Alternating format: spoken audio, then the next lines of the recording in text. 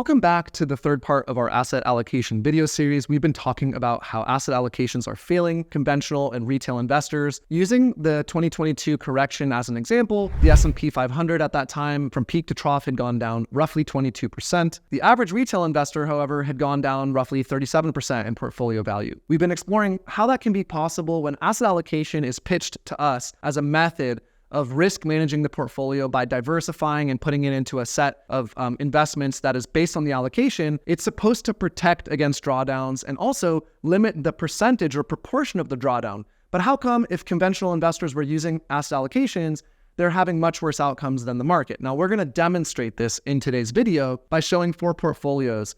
2 are conventional asset allocation portfolios. There was nothing additional used to build them other than conventional asset allocation wisdom. And then 2 of them are portfolios that we've built in-house and back-tested and used with clients. And we're going to show how we can compare the performance between them using the information that we discussed in video from last week, where we showed the 4 key metrics that we think all retirement investors need to know to help understand the risk level and the volatility of their portfolio. So in a couple seconds here, I'm going to bring this up on the screen. If you haven't already watched parts 1 and 2 of this series, I highly recommend watching them. You'll feel much more informed as we go through this. You can always watch them after. We're going to show 4 portfolios on the screen here. We have a 70% risk or 70% stock, 30% bond asset allocation driven 5-fund Vanguard portfolio. The funds are listed here on the screen. You can see them.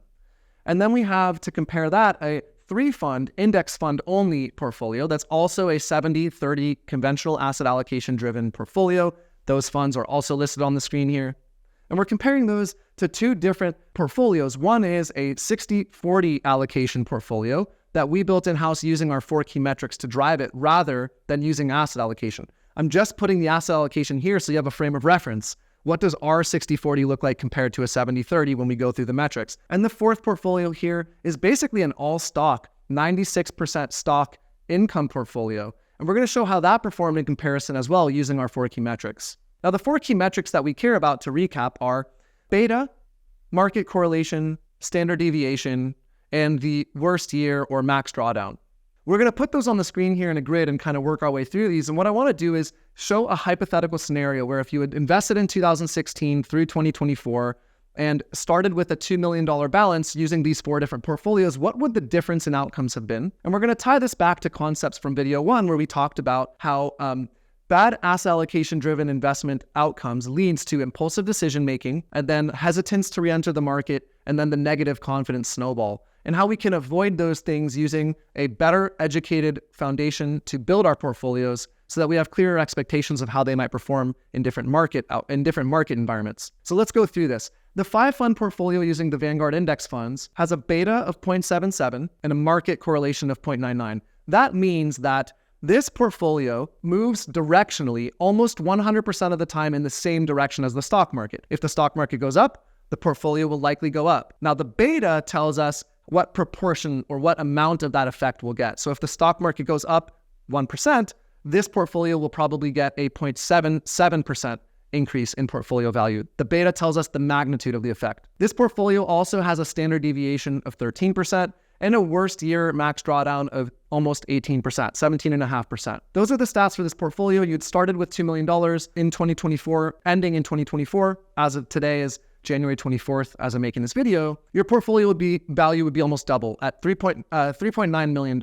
And your annual growth rate, averaged and compounded, would be 8.9%. Let's go and contrast that to the 3-fund portfolio. The 3-fund portfolio has a beta of 0.78, so very, very close to that first portfolio, just slightly higher, and a market correlation of 0.99. And that means, again, it travels directionally with the stock market as a whole. It gets almost the same magnitude or effect as that first portfolio. It's about 25% less effect than the stock market as a whole. And the standard deviation is just about 13%. The max drawdown worst year is 18%. Those are comparably very similar to that first 5-fund portfolio. Now, let's compare this to 2 portfolios constructed where we build them through the lens of beta, market correlation, standard deviation, and worst year first, and then go look at the results after. In this 3rd portfolio, it's a 60-40 portfolio. That's the asset allocation. We didn't build it using asset allocation as the driver. And it has directly held positions, and those directly held positions were pruned and picked intentionally so that we could optimize for certain variables here. This portfolio has a beta of 0.76, so it gets a 76% effect compared to the stock market as a whole, but it has a market correlation of 0.92,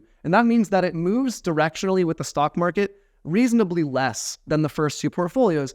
That can be helpful at times because it means that in some cases you can get gains when the market doesn't, and in some cases you might have losses when the market doesn't. That's the trade-off. Now, this portfolio has a standard deviation that's a little higher, 13.7%, and a max drawdown in worst year of 23%, which is roughly 5% worse than the first two portfolios. However, the trade-off that you get here is the compounded annual growth rate for this portfolio, this directly held 60/40 portfolio, is 13.21% over that same time. So it gets almost 4% more rate of return or higher rate of return over that same period of time. And the irony here, and this is what's really illustrative, is it's actually a 60/40 asset allocation rather than a 70/30. Now, conventional asset allocation wisdom would have us believe that the 70/30 portfolio should have more risk, get a higher rate of return, and participate more fully in the market. When in actuality, this portfolio the third portfolio here, is only 60%, 40% under conventional wisdom. It has more risky scores on the standard deviation by a small margin, but more significant margin on the max drawdown, but it has a lower market correlation and a higher annual growth rate by a substantial amount. So this is not financial advice, by the way, it's just to illustrate that asset allocation breaks down here. How can that make sense given the conventional asset allocation wisdom? Now, it makes sense to some of us because if you know that there's more layers behind the scenes and other metrics that you can model and track, then this would make sense. Let's round out the statistics here. That 60/40, but we call it a directly held portfolio, starts at $2 million in value and ends at $5,455,000 in value. Now, if you had the stomach to ride out the max drawdown or worst year, that 23% down year, your portfolio compared to these other 70/30 portfolios would be $1,400,000 larger roughly. Like, that's quite substantial. Again, not financial advice. It just shows the asset allocation isn't a great indicator here of how the portfolio might perform or what the risk levels are here. This third portfolio dramatically outperformed.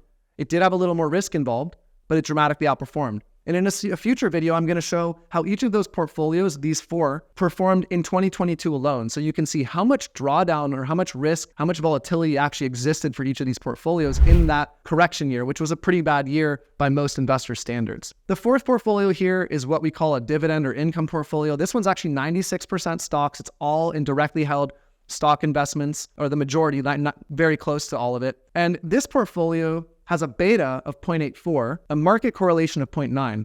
So it directionally travels the least frequently alongside the stock market. Ironic, because it is all stock pretty much. So it's the least of these four in terms of directionally how often it travels with the stock market. However, it has a 0.84 beta, which is the highest amount of participation compared to the other three portfolios. So it's the most stock, it travels directionally least frequently with the market, but it has the most participation with the stock market. A 0.84 means that 84% of the result the stock market has will be found in this type of portfolio. It does have a higher standard deviation, 15.86%. That means there's wider bands within which it travels. However, it has a 9.76 worst year max drawdown. So what this says is it is a lower volatility portfolio over time on an annualized basis. It also doesn't track directly with the market, so it gives you a better diversification effect. This portfolio has a compound annual growth rate of 8.68%. So this is within 0.2 or 20 basis points of that first 5-fund 70/30 portfolio. It's a 96% stock portfolio. You do give up upside, but you have much, much less volatility and much narrower swings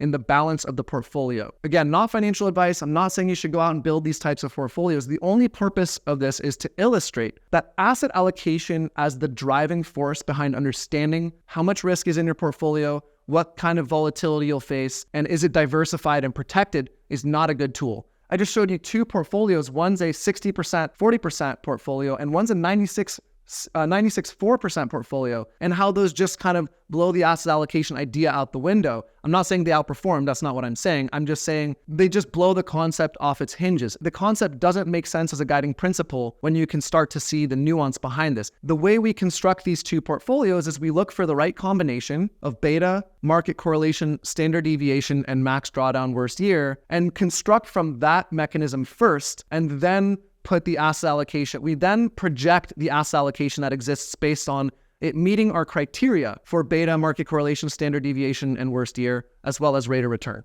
I hope that was helpful. There was a lot going on here. You can use Portfolio Visualizer to create this information or curate this information on your own. And I highly recommend you do. I highly recommend also that you go watch all 3 of these videos if you haven't. There's part 1, part 2, and now this one, which is part 3, that are discussing asset allocation and its failure as conventional wisdom. I hope you enjoyed this video. If you have comments, questions, or would like any more information about the examples held here, we're keeping all the source material and I'm happy to share it. You can put any comments or questions you have in the description to this video below as well. If you'd like more information about sample financial plans or other investment risk related concepts or videos, I have all these different guides on our website at www.thepeakfp.com. And you can also schedule a free consultation with our fee-only fiduciary financial planning team on our website at www.thepeakfp.com as well. Thank you as always for your time and attention, and I'll see you in the next video.